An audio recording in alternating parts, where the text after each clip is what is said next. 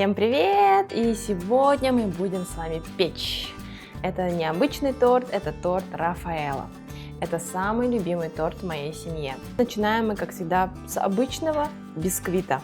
Для этого нам понадобится 6 яиц комнатной температуры. Можно заранее их выложить, чтобы они прям были комнатной температуры. Если они холодные, то просто надо будет взбивать немножко дольше. 180 грамм муки, 180 грамм сахара, ванилин, экстракт ванили и соль, щепотка соли.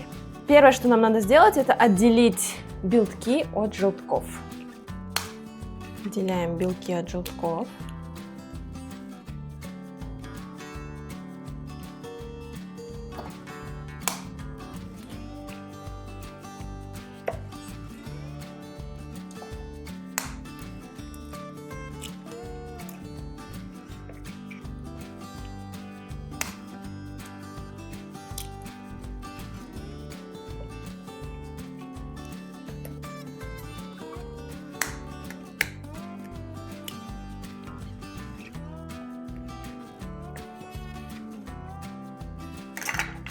Белки отделили от желтков и взбиваем на самой большой скорости.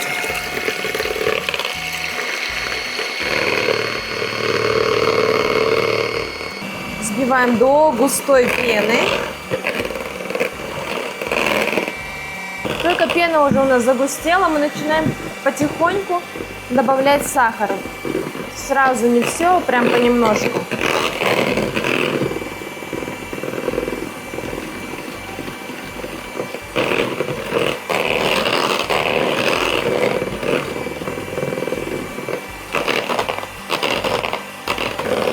Чем дольше мы взбиваем белки, тем пышнее будет у нас бисквит, и он не будет опадать. Ну вот, я взбила до такого густого состояния. Прям получаются такие вот пики у нас, до густых пиков. И теперь по одному начинаем вводить желток. Также на очень высокой скорости.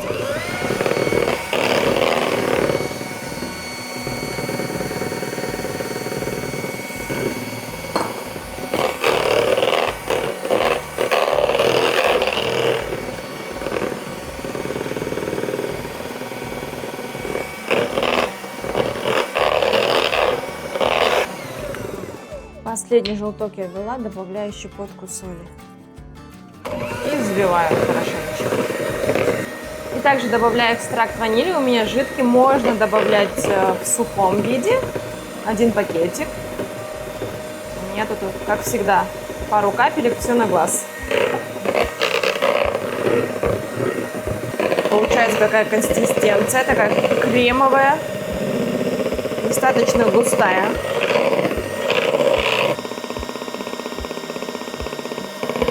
На данном этапе, пока я не начала замешивать муку, я уже подготовила форму. Форму надо подготовить заранее. Тут у меня форма диаметром 25 сантиметров. Сейчас я ее поставлю так. Смотрите, у меня не форма даже, у меня просто кольцо и очень ровный противень. И если у вас есть форма 25-22 сантиметра, это для такого количества яиц, это просто и будет идеально. Все, я подготовила, ничем не смазываем. И пока я еще не начала всыпать муку, я включу духовку, чтобы духовка прогрелась. Так, пересыпаю муку. И муку надо обязательно вмешивать ложкой. И понемножку. Прям аккуратно вмешиваем, чтобы не было комочков и чтобы масса не оседала сильно.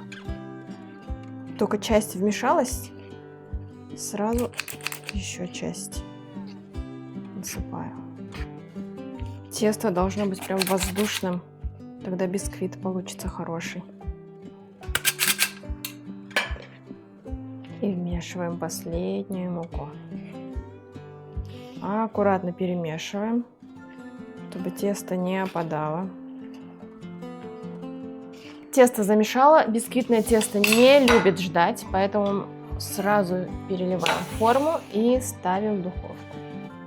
Я все ровненько выкладываю, чтобы у меня нигде не потекло. Все перекладываю.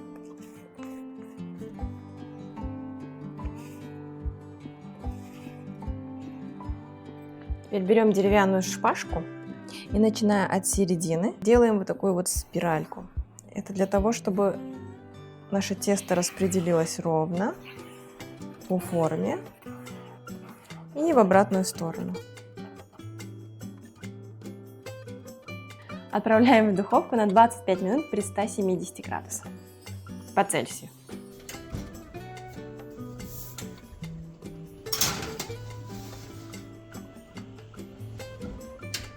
Пока наш бисквит печется, мы с вами сделаем начинку, кремовую начинку, которую, знаете, вот в Рафаэлло, когда откусываешь, и там внутри такая вкусная начинка. Вот мы сейчас ее сделаем с вами. Для этого нам понадобится творожный сыр, у меня здесь вот 200 грамм, сгущенное молоко, здесь у меня кокосовые сливки, можно использовать кокосовое молоко или сливочное масло, 50 грамм шоколада белого. Если у вас нет кокосовых сливок, можно сделать 100 грамм шоколада белого и чуть-чуть сливочного масла, уменьшить количество просто сливочного масла.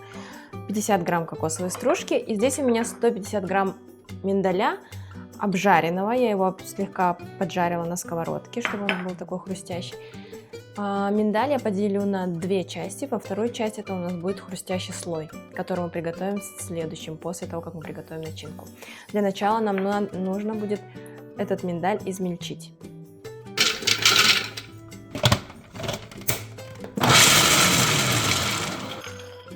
Вот такой миндаль у нас получился, довольно-таки крупный. Я не хочу его сильно измельчать, чтобы он похрустывал на зубах. Следующий этап, нам надо растопить белый шоколад. Я сюда положу немного сливок. Можно положить кокосовое масло или сливочное масло. Так. И отправляю в микроволновку. Все, шоколад мы растопили. Здесь у меня прям стоят весы, потому что я буду потом добавлять эти все ингредиенты и взвешивать отдельно. И такой на средней скорости начинаем взбивать наш творожный сыр.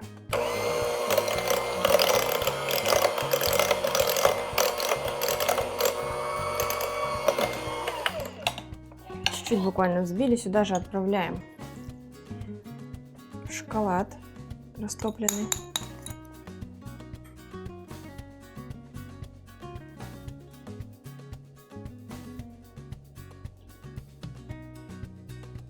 $50 грамм сгущенного молока. И также добавляю сливки. Из сливок я добавляю только вот эту густую верхнюю часть. Еще немножко.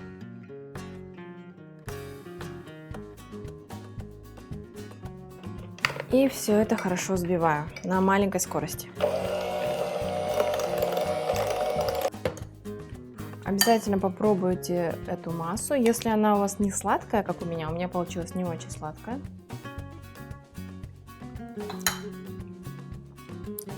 Добавьте еще немного сгущенного молока или побольше шоколада. Получается, я добавила 70 грамм сгущенного молока. Еще раз все перемешиваю на маленькой скорости.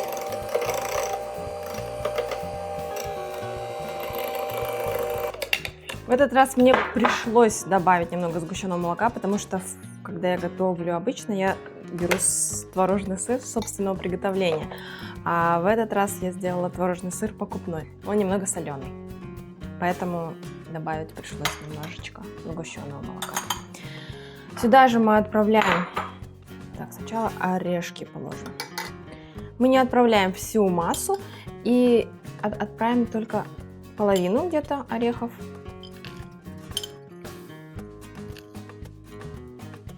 И сюда же отправляем. Все это перемешиваю, дело красивое. Сюда отправляю кокосовую стружку. Кокосовая стружка в итоге впитает всю жидкость, и этот крем получится таким густым. Это начинка. Вот сейчас она такая жиденькая. Но после того, как постоит в холодильнике, она станет немного гуще. Ее можно уже кушать, она очень вкусная.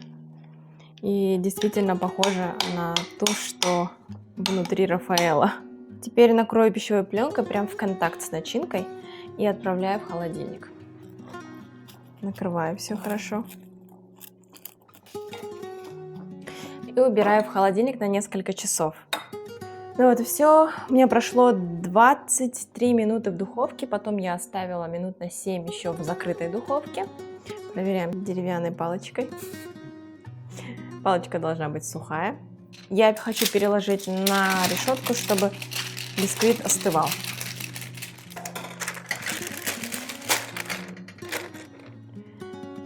Где-то минут еще 10 вот так вот он полежит, чуть-чуть остынет в форме, и затем я его буду вытаскивать уже из формы. Бисквит у меня уже подостыл, уже тепленький. Аккуратно по краю вырезаем ножом.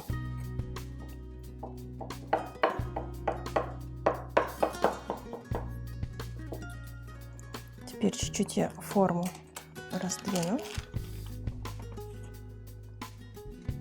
Мягкий такой воздушный бисквит получается. Сейчас нам надо будет его обернуть пищевой пленкой до полного остывания. Он у меня немножко еще тепленький. Такой бисквит можно хранить в холодильнике несколько дней. А если положить его в морозильник, то вообще можно много дней хранить. Если вот так вот оставлять бисквит в пищевой пленке, чтобы он остывал до конца, то так он будет сохранять влажность. И когда вы будете его нарезать, он не будет сильно крошиться. Не оставляем никаких отверстий, чтобы воздух не попадал. Все, и убираем так в холодильник. Или просто можно оставить при комнатной температуре остывать. Бисквит испекся, начинку мы сделали. И сейчас мы с вами сделаем хрустящий слой. Для этого нам понадобятся орешки, которые остались, сгущенное молоко, немного кокосовой стружки 20 грамм, 50 грамм у меня здесь хлопьев и воздушного риса. Это можно заменить на вафли, которые можно измельчить. У меня вафель не было, поэтому я взяла сегодня вот такой вот воздушный рис и немного колечек. Их мы размельчать не будем. И здесь у меня 50 грамм кокосового масла. Его можно также заменить на сливочное масло, если нет кокосового. И 50 грамм шоколада. Это мы все растапливаем в микроволновке короткими импульсами.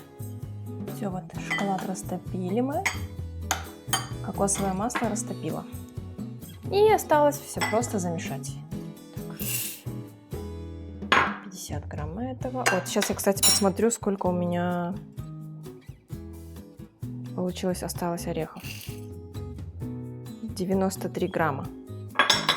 Это 90 грамм, да? Значит, ну, примерно почти половина.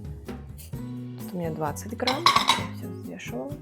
Всю эту сухую массу перемешиваю хорошо. И теперь добавляю сгущенное молоко. Где-то 70 грамм.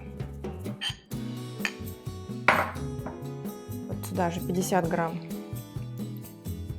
кокосового масла и 50 грамм белого шоколада.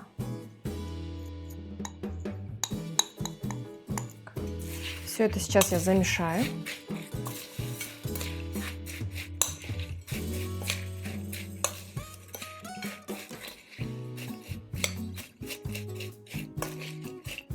Получается вот такая вот липкая масса. Сейчас мы ее переложим в форму и уберем в морозильник на часа 2-3. Подготавливаю форму для нашего хрустящего слоя. Если у вас есть форма с дном, то меньше возьми. Форма должна быть меньше, чем диаметр торта. Диаметр торта у меня 25 сантиметров, а здесь у меня где-то 22-23 сантиметра. На 2-3 сантиметра меньше. Хрустящий слой мы делаем немного меньше. Перекладываем сюда нашу смесь. И все хорошенько утрамбовываем.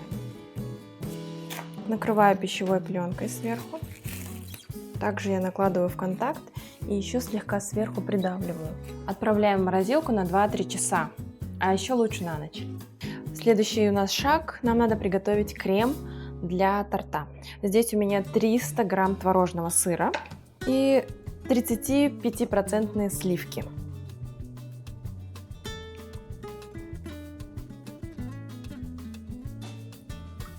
400 грамм сливок.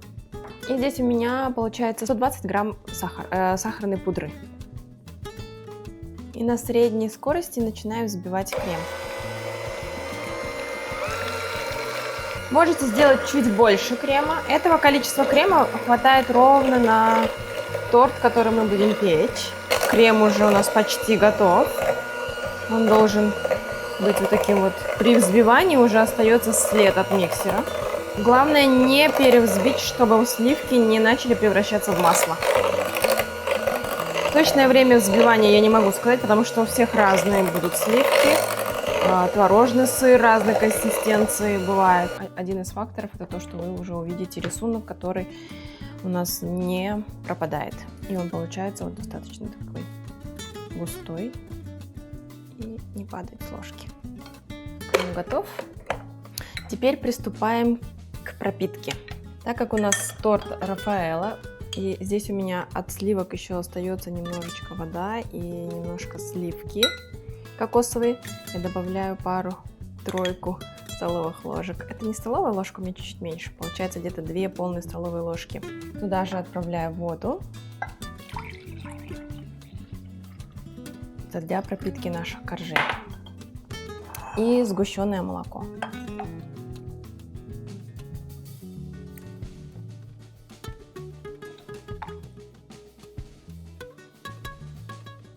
Четыре чайные ложки у меня ушло. Все хорошо размешиваю до полного растворения сгущенки. Ну вот, все, мы закончили все приготовления и наконец-то приступаем к сборке торта. Снимаем пищевую пленку. Он у меня хорошо отдыхал, уже такой холодный совсем, остывший. Я его в холодильнике хранила. Если вы хотите, чтобы торт был прям белый-белый, потому что он Рафаэлло, вы можете срезать низ и боковые стороны. Я ничего срезать не буду, хоть мы идем в гости, но понесем такой, какой есть. Теперь нам надо его ровно разрезать на 3 части. Примерно определяю равную часть и начинаю потихоньку двигаться.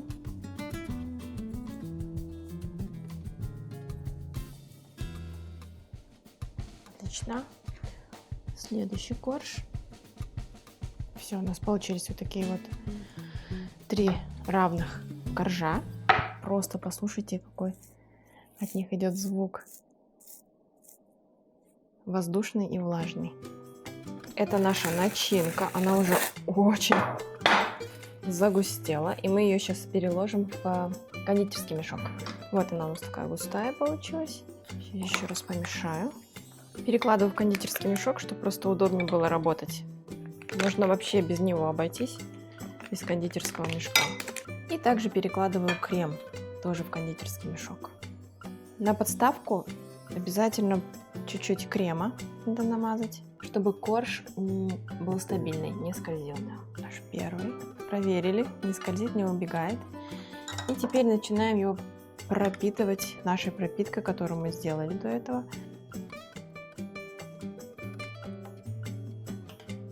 Хорошо пропитываем, особенно края. Я проверяю прям ложкой, и если слышу, где пусто, туда и наливаю еще пропитку. Все, пропитали корж. Я достала наш хрустящий слой из морозильника, тоже убираю с него. Видите, какой он получился красивый. Пока откладываю. После пропитки добавляем крем и выравниваем. Следующий слой у нас идет хрустящий слой. И его также промазываю кремом.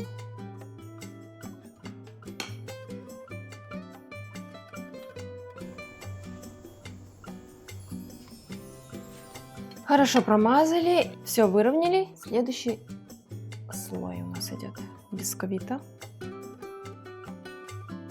Также его хорошо пропитываем. И если вам нужен срочно торт, то есть вы его будете кушать уже прям сегодня, то можно его посильнее пропитывать, чтобы он был такой прям напитанный. А если у вас есть время на стабилизацию, допустим, вам нужен завтра торт, то можно меньше пропитывать, и он от крема тоже сам будет пропитываться хорошо. И еще один слой крема. Выравниваем.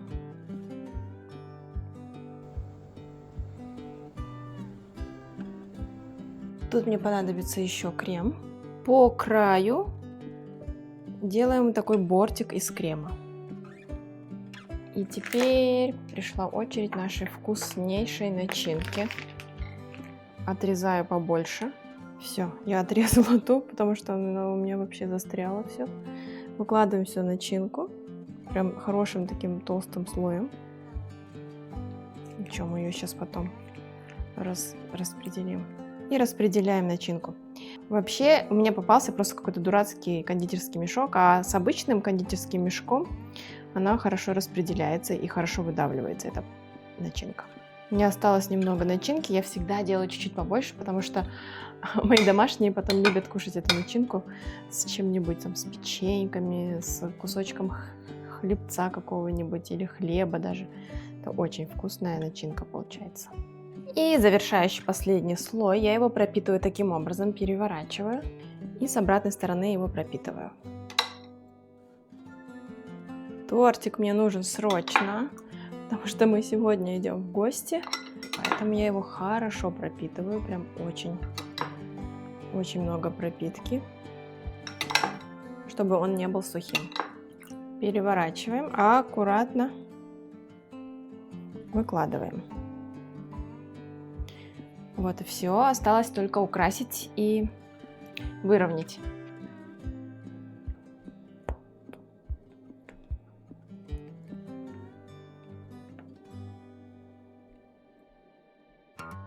Выравниваем.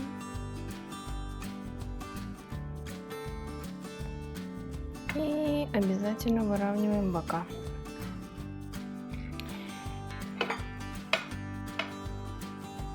Если вы хотите, чтобы коржей не было видно, тогда делайте чуть-чуть больше крема.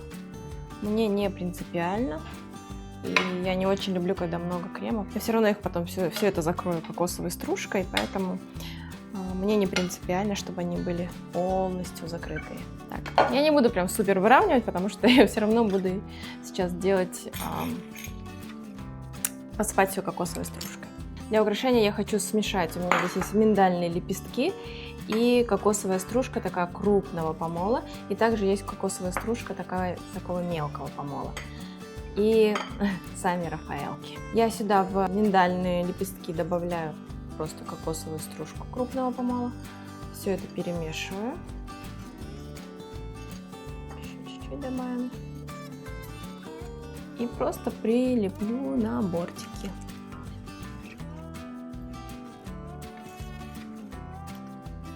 Украшение это вообще на ваш вкус, на вашу фантазию.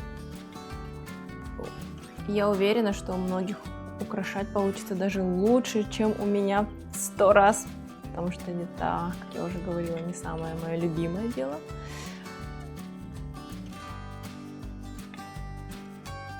Прям плотно я прижимаю посыпку, чтобы мои коржи не были видны. Следующим шагом это у меня мелкая кокосовая стружка, и я посыплю вверх. Теперь кремом отсажу цветочки по бортику.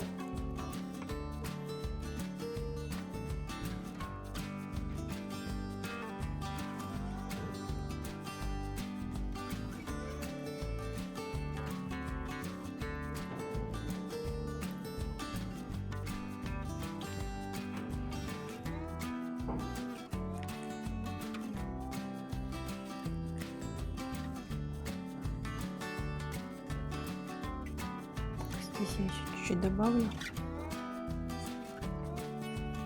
Поставлю рафаэлки.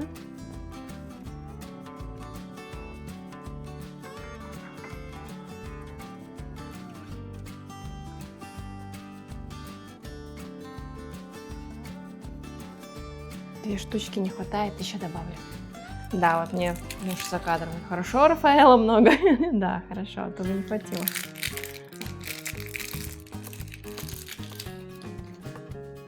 И у меня есть такие ягоды. Их мне тоже немного, я надеюсь, что их хватит.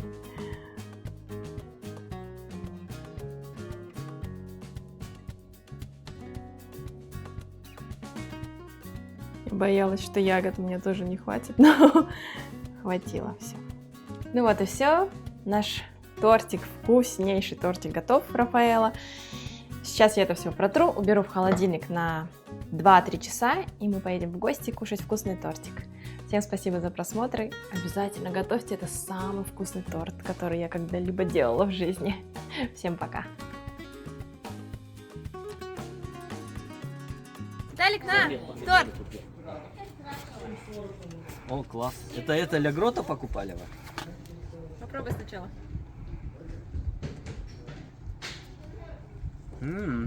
Рафаэлло, что ли? Да. Шикарно. Это для Грота покупали? Нет. Это Наташа сама пекла. Нифига себе. Круто. Покупайте у Наташи торты. Будет всем счастья.